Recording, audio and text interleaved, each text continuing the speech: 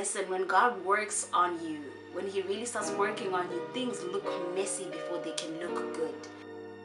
Hey, welcome to my channel. This is The Teacher's Show, and if you're not yet subscribed, I really encourage you to click that red button for you to watch videos like this, which I post on a regular basis. Today, I want to talk about some of the questions that you guys sent me. I noticed that while I was in my own season of transition from one job to the other, I really wanted somebody who could relate to what I was going through. So hopefully that this can be a benefit to somebody that will watch it and will be able to listen in and discover themselves. So let's get into the questions. Just before that, if you haven't watched the first two videos to this series, I encourage you to go back and watch those videos, and this is going to be a video that you will constantly be coming back to every single time that you're transitioning from one job to the next. You never know how soon that is, so keep it in your to watch list because it will be very helpful for you as you go through your journey as a Christian and as an employed person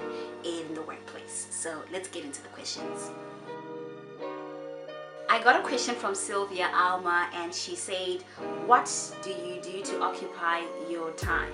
That question is a little different for different people because we have different life goals and we've got different things that we would like to accomplish in a year. But if you are the type of person that plans a year, plans and writes down the things that they want to accomplish, it becomes a little easy for you while you're unemployed because you can actually find some of these things that you had written down and you want to accomplish in the year that might not necessarily need money or that might not necessarily need you being in the workplace, and you start to work on those. So for me, I wanted to make sure that I'd finished creating the planner, the 2019 House of Hosting Heaven planner. So I used that time of unemployment to really push that planner. I also wanted to do a Cape Town book launch of my book, Hosting Heaven, and I managed to do a book launch. And I wanted to really connect deeper with God, like re-engage God, especially with my discipline in prayer. I really wanted to nurture that even further on. So I really tried as much as I possibly could while I was unemployed to spend a lot of time in the Word and a lot of time in prayer. So to a certain extent, it felt like a retreat. It felt like a vacation at the beginning. But at the end, I have to say that I started getting a little anxious and I started to get a little depressed, which is what I want to talk about in my next question. I got a question from Theho. I hope I'm not butchering that. But Theho said, was your faith and trust in God strengthened or weakened in that period in your life? What a beautiful question. That's a great question because a lot of us handle trials and a lot of us handle these seasons differently. For someone, it's going to make them. For someone, it's going to break them. And it's so important for you to own your journey. It's so important for you to grab a hold of it and make sure that you're steering it in the direction in which you want it to go. Make sure that this journey builds you up. Make sure that you invest yourself in this journey. Make sure that you take care of yourself in this journey so that when you come out of it, you come out better. So personally, for me, I learned how to develop a this too shall pass mentality, especially in the seasons when the money was now low, when I now was struggling to pay the rentals, when I had to move from my apartment into this new place, which was really a downgrade because I needed something that was going to be cheaper than the place which I was staying at, which was slightly overpriced if I really look back at it. Something that I would have never been able to actually notice while I was still in the other job. One of my biggest prayers in that season as well was, God, teach me how to trust you and teach me how to rest in you and not be anxious in this season. So every time I felt tempted to be anxious, every time I felt tempted to be depressed, which sometimes I feel like there was a point where I just allowed myself to enter into that deep dark space of depression, but I kept persistently seeking God and saying, God, help me not to be anxious. Help me to trust in you because I know that at some point in time I'm going to get a job. It's a given. But I really want to be a good steward of this time of unemployment so that when I'm done with it, I'm going to be proud of myself and you're going to be proud of me for how I handled this season. One of the places in which I really struggled to also trust God in this season was when I had to move. I really was comfortable in the space where I was staying in. And there came a point in time when I had to make a decision to cut down my costs. And one of my biggest costs was my rentals. And I had to move spaces. And it was incredibly difficult for me because, like any other person, it's difficult to change. I really dislike change, but I've grown because of that season, because of that season, because of that season. I have trained, I have taught and trained myself to be excited about change no matter how uncomfortable it is. So I had to move places. I remember the day that I got this place that I'm staying in right now. It was literally a day before I had to move out, and the new tenant in my other place was moving in. I didn't know where I was going to stay, but it was so incredible to just look within myself and to find out how at peace I was, because I trusted that even if I was going to be chucked out of this house without a new place to stay, I trusted God. I learned to trust God at higher levels than I had ever learned to trust God in my whole journey. And I'm so grateful for that season. So I don't know what you could be going through. I don't know what your journey looks like, but learn to trust God at a higher level and tell God that I want you to be proud of me when I come out of this space. I don't want to murmur. I don't want to complain. I don't want to have a bad attitude while I wait. I don't want to wait here in anxiety and depression. And I don't want to say things that I will regret about you. So teach me how to trust you in this season. I mean, I remember just like being in awe of how much I had learned to trust God. I remember the specific women's conference that I had to attend, and so they invited me to come and to speak at this women's conference. And number one, I didn't know how I was going to get there because I didn't have any transport money. Number two, I didn't know what I was going to wear because I wanted an outfit for me to get there. Let me tell you something. I ended up talking to one of the brands that we work with in terms of the people that style me when I go for speaking engagements. They ended up making me look like $1 million at no cost to me. I ended up getting a friend of mine to actually help me and drive me over. In fact, they drove me over to another women's conference on that exact same day in a Mercedes-Benz. I say this as an encouragement to somebody that is in the exact same situation. You don't know how the bills will get paid. You don't know how you'll be able to do what you want to be able to do in this season. You just have to stretch your faith in God. Literally take it to another level. An uncomfortable level, yes. A painful level, yes. A level where you're not too sure whether if you jump, He's going to catch you. But I promise you, God will never fail you. He will not fail you. He's not a man that He should lie. His promises are yes and amen. He says that even the birds of the air are well taken care of and they have no job. This is the time to really begin to practice and exercise those scriptures in your faith and to start really, really believing them. Tracy Lorna asked me, what was it like being unemployed and how did that process contribute to the growth of your spirituality? Tracy, it grew me in ways that I never even knew were possible. There was a quote that I recently saw where there was a pencil that had been sharpened and a pencil that looked blunt. And it said, it's easy to look nice when you're not used. Listen, when God works on you, when He really starts working on you, things look messy before they can look good. And it's easy to look all trim and look all good if God is not really giving you the opportunities to be tried and to be tested in the way that you need to be tried and tested before you get your ultimate glow up. You need those tests for you to have a testimony, and you need those tests for you to get to your next level. Some of the things that I started learning about myself is that there was still an ounce of pride in me, that I didn't know how to ask people for help. I started telling my parents what was happening months later. It was literally a month before I got my job, so which was 4 months into the ordeal. I started telling them that I was not coping later on because I just don't know how to ask. I've never been raised to be an asker, and I find it very difficult to receive help. And so God really started to check me, He started to check my heart, and He said, you've got a bit of pride still left in there, and I'm trying to gut it out.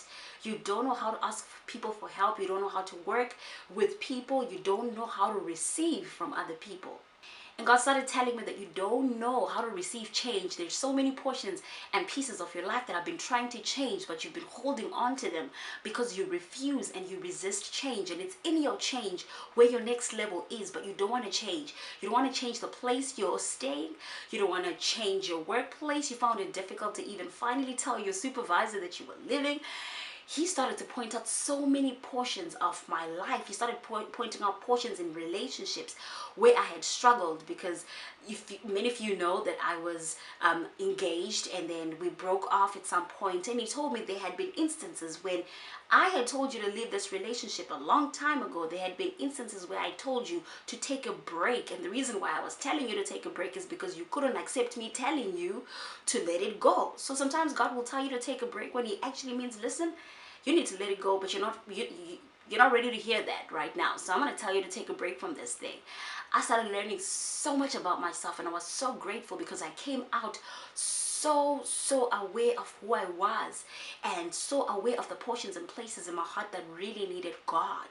God started showing me that I had neglected friends, that I had neglected family because of the previous job.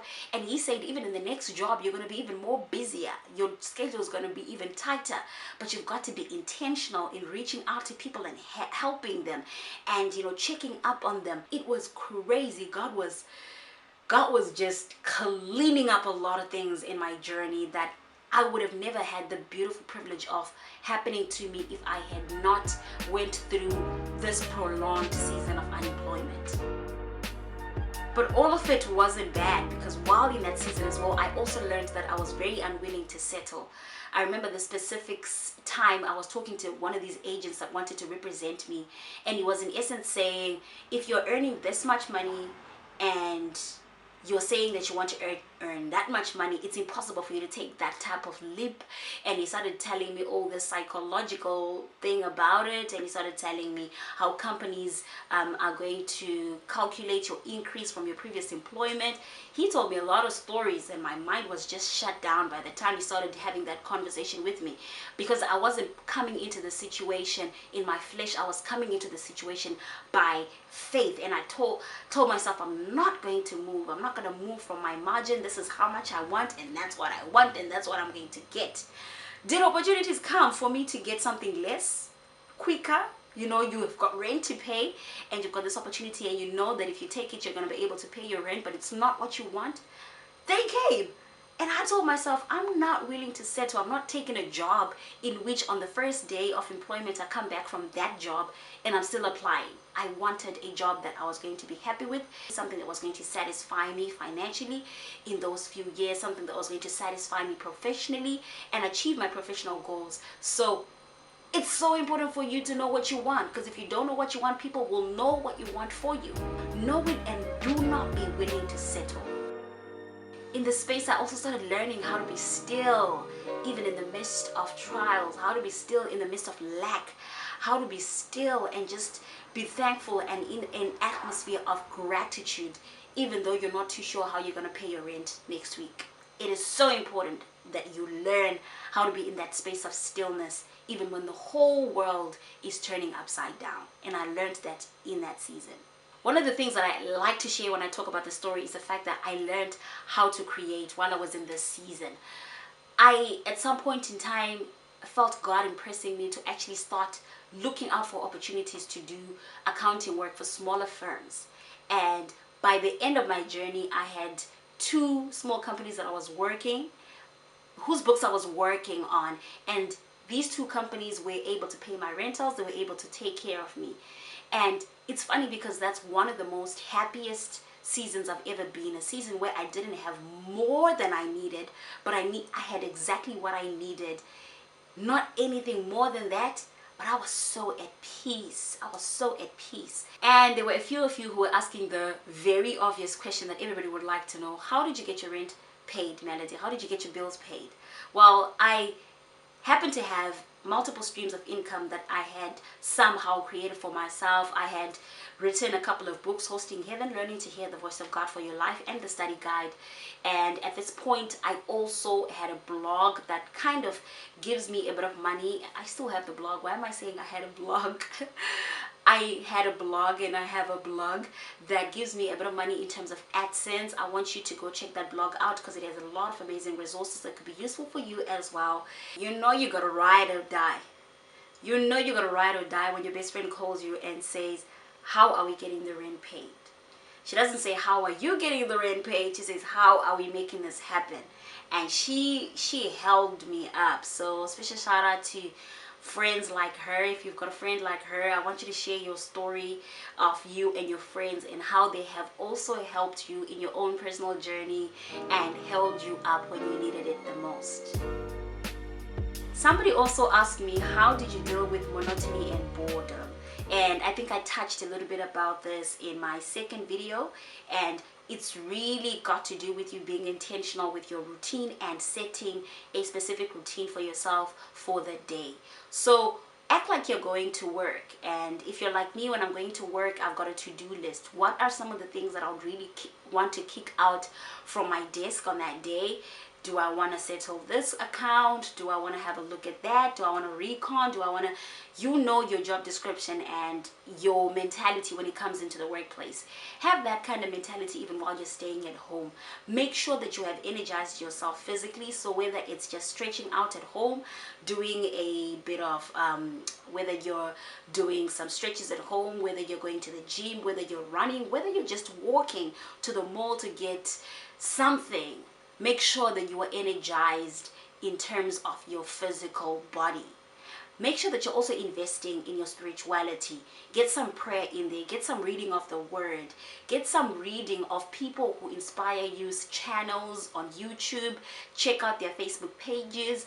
Look at some of their inspirational posts. Feed yourself internally in your spirit with motivation, encouragement, and the word of God.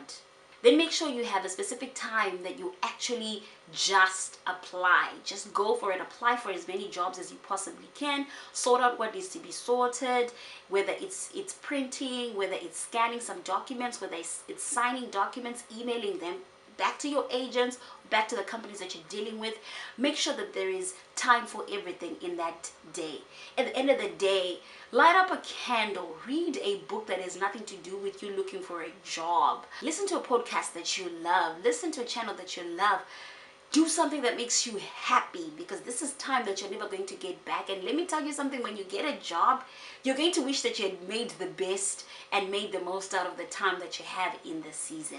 So have a routine. It will definitely avoid the boredom. Someone also said to me, what did you learn about the people that surrounded you? So this is going to be your colleagues, this is going to be your work colleagues, or just people like life colleagues. This is going to be maybe your friends, your family. I realized that people have limits. Every single person is going to limit in terms of how they can help you. And I also realized that sometimes, and this is just sometimes, I'm just saying because this was an observation, being unemployed makes you feel highly insecure in your own brain than is actually a reality in real life, because there were ample opportunities for me to be able to join people for an event or a gathering, but because I felt that maybe I didn't have the financial means to contribute at the level that everybody else was contributing, I would kind of just sideline myself. And this is more a me thing than it was a them thing. So if you're in this space as well, I want you to really start working on that insecurity, because it's so important for you to live a free life, a life that is void of places of insecurity, or at least a life in which you're constantly working on your insecurities. I also learned that there are people who value you purely on the basis of what you are connected to in terms of your career. If you're not at work, you don't have any respect. If you're not working and making money, you have respect. Or people will hear your qualifications and all of a sudden they respect you, but before that they just saw you as somebody that was unemployed. And I feel like as people and as humanity, we should really do better. We should really go past looking at people and judging people and putting them in shelves purely by reason of the kind of work that they do. There's got to be more to a person than the job that they work. Hoping that this video has been a great blessing to you. I'm hoping that it has helped someone who is also in the same situation to really know that you are not alone. I want you to drop some questions down below, because I'm more than willing to do an additional video in this series, because I truly believe that a lot of us at some point in time, we need this type of conversation, because we really can have it with a lot of the different people that are around us. If they're not unemployed, they just won't get it. So thank you so much for watching this series. Make sure that you share all videos with somebody that you know is going to be in need of it. Subscribe to this channel for these type of videos. Like this video if it has been a great blessing to you, and share it with somebody that you know needs it. Let me meet you in my next